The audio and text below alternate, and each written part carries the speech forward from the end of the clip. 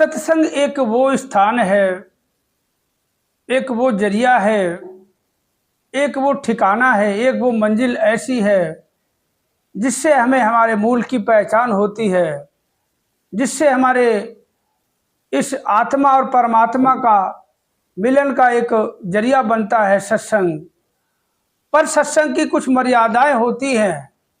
अगर हम उन मर्यादा में नहीं रहते और हम सत्संग दिन रात करते रहते हैं तो वास्तव में हमें उसका फल 1% भी नहीं मिलता और हम बार बार अरदास सुमिरन का सहारा लिया करते हैं।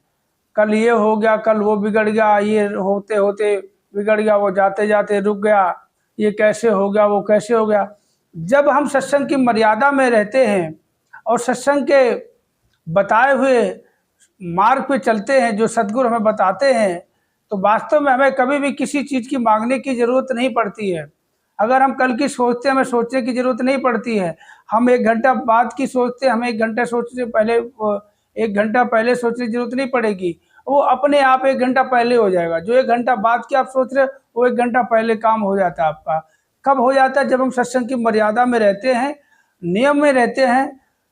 कहते हैं कि हर चीज़ की कीमत होती है, बिना कीमत चुकाए आपको कुछ भी नहीं मिलता। आज बहुत भीषण गर्मी चल रही है, तो ये बारिश के लिए गर्मी ये कीमत है कि धरती को तपन हो रही है, तब कहीं बारिश होगी, कीमत चुकानी पड़ती है। हर किसी की कीमत आपको चुकानी पड़ेगी। आप भूख के लिए देख लो, रोटी खाते हो तो उसके लिए भी आपको कीमत चुकानी पड़ती है। आप हवा खाते हो उसकी भी कीमत चुकानी पड़ती है। जो भी हर चीज़ की कीमत चुकानी पड़ती है। अगर हम चाहते हैं, सत्संग में जाते हैं, कुछ सेवा करते हैं, धन रूपी सेवा करते हैं, तो ये कीमत नहीं होती है। ये कीमत नहीं होती है, ये हम अपने भले के लिए कर रहे होते हैं। क्योंकि कहते हैं कि दान देने से धन नहीं घटता है, बल्कि धन की पवित्रता होती है। धन पवित्र होता है।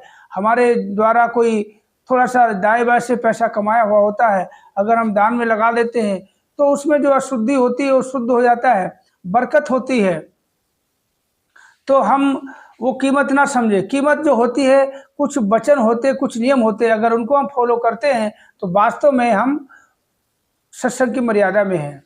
तो ज़्यादा समय ना खर्च करते हुए आपको बताते हैं। तो जो भी पहली बार वीडियो देख रहा है, चैनल को सब्सक्राइब कर ले, लाइक कर ले, और अच्छा लगे तो शेयर भी कर दे, कमेंट करके ज़रूर बताएं। तो बताते हैं। पहली बात तो ये है, आपने देखा होगा, अगर हम कोई भी चीज़ भर के ले जाएं, मान लो पानी की बाल्टी है और भर के हम ले जाएं और कुएं में डालेंगे तो उसका एक बूंद पानी नहीं आएगा, क्योंकि पहले से भरी हुई है।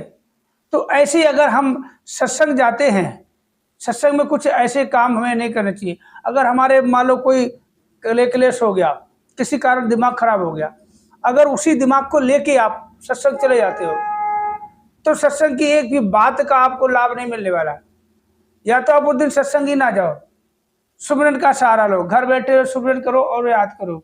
अगर सत्संग जाओगे तो आपका दिमाग वहीं घूमता रहेगा। मैंने बहुत देखा, दिमाग खराब हो जाता, सत्संग चला तो जाता हूँ, बैठा रहता, बार बार दिमाग उधर, तो फायदा क्या? इससे बढ़िया उठ के चल दो, सुमिरन का सहारा लो। सत्संग जाने से पहले सुमिरन का सहारा लो और अपने मन को एकाग्र करो, मन को सत्संग की तरफ खींचो।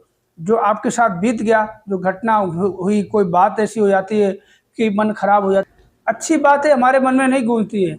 जो बुरे विचार होते हैं, बुरी बातें होती है, लड़ाई झगड़े वाली, वो हमारे दिमाग में बहुत गूंजती है। तो भूल कर भी ऐसा कभी कदापि ना करें। कहते सत्संग की मर्यादा, कभी भूल के भी हम किसी से नफरत ना करें, भूल कर भी हम किसी को नीचा ना दिखाएं। कहते 3 तरह से हम सजा देते किसी को बुरा सोते। वाणी से यानी मुख से किसी को उल्टा बोल दो, या शरीर से किसी का नुकसान कर दो। छल कपट धोखा करते कहलाते विद्वान। और ऐसे ज्ञान का क्या करना जो समाज को करे नुकसान। जिससे आपके द्वारा किया हुआ किसी आपके पड़ोसी को कोई नुकसान हुआ, कोई पीड़ा हुआ या कोई परेशानी हुई है, तो समझ लो वो छल कपट है, आपको 1% लाभ नहीं। किसी का आप बुरा नहीं सोचना। भूल कर भी अगर मन में ऐसे बुरे ख्याल आते हैं तो सिमरन का सहारा लेना चाहिए कि ये दातार, ये मन तो आपका है, अपने चरणों से लगाओ, ये कहाँ मन भटक रहा है। हमेशा यही प्रार्थना करें, कभी भूल कर भी किसी का बुरा दिमाग में आ भी ना पाए। गलती से अगर किसी को आपके शरीर से अगर किसी को नुकसान पहुंच जाए, आपके शरीर से किसी और के शरीर को नुकसान पहुंच जाए तो क्षमा याचना कर ले, किसी को बुरा ना सोचें, कभी किसी को बुरा ना कहें, तभी तो हम सत्संग का लाभ उठा पाएंगे। तभी ये सदगुरु जो परमपिता परमात्मा जो अंग संग निरंकार हमारे है, जो सदगुरु जो साकार रूप में एक जगह निरंकार रूप में वो हर जगह होता है।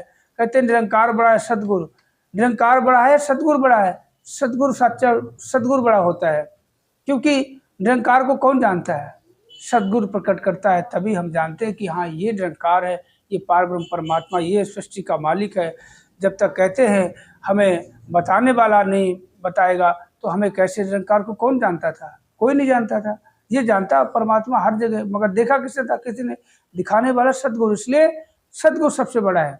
और सत्संग में जो बताया, कभी भी हम भूल के भी अगर सत्संग हम जा रहे हैं, रास्ते में कोई कुछ भी हो जाए, उल्टा सीधा हो जाता है किसी के, कोई तो हाथ जोड़ लिया करो, हाथ जोड़ लो, कभी किसी को बुरा भला मत कहो, भैया कोई बात नहीं, गलती हो गई माफ़ी करो, कोई बात नहीं। कई बार हम लोग बाइक से जाते, कार से जाते, किसी धक्का मुक्की हो जाती, भाई साहब हाथ जोड़ लो, अगर थप्पड़ ही पड़ता भैया खा लो। सत्संग जा रहे हो कि हो सकता है परमात्मा इस वेश में परीक्षा ले रहा हो कि इसमें सहन शक्ति कितनी है। जब हमारे अंदर सहन शक्ति इतनी होगी कि हम कुछ भी सह लेंगे, कुछ भी, कोई गाली दे, कोई मार दे, कोई नुकसान कर दे, छीन के भाग जाए, तब समझ लो हम पूर्ण रूप से गुरुमत में आएंगे। जब हम पूर्ण रूप से गुरुमत में आ जाएंगे तो हम सत्संग का भी लाभ उठा पाएंगे। लाभ तो उठा लेने जाते हैं, गीत सुनते हैं, भजन सुनते हैं, वचन सुनते हैं, मगर उनका लाभ नहीं ले पाते। लाभ किस लिए नहीं, कि हम मनमति में रहते हैं, हम मन के गुलाम हैं, मन के अधीन हैं, मन के पीछे चलते हैं। जरा सी कोई बात हो जाए हम आग बबूला हो जाते हैं, कोई थोड़ा सा कुछ बोल दे उसके प्रति हम बुरा सुरा सोचने लग जाते हैं। तो यही है। वैसे भी अपने मन में बहुत कई बार विचार उठते हैं, तो अक्सर बोलता हूँ कि दातार कृपा करना, बस आप जी सभी संत महात्मा हो, आप सभी कृपा करेंगे तो हम भी आप जैसे बन जाएंगे।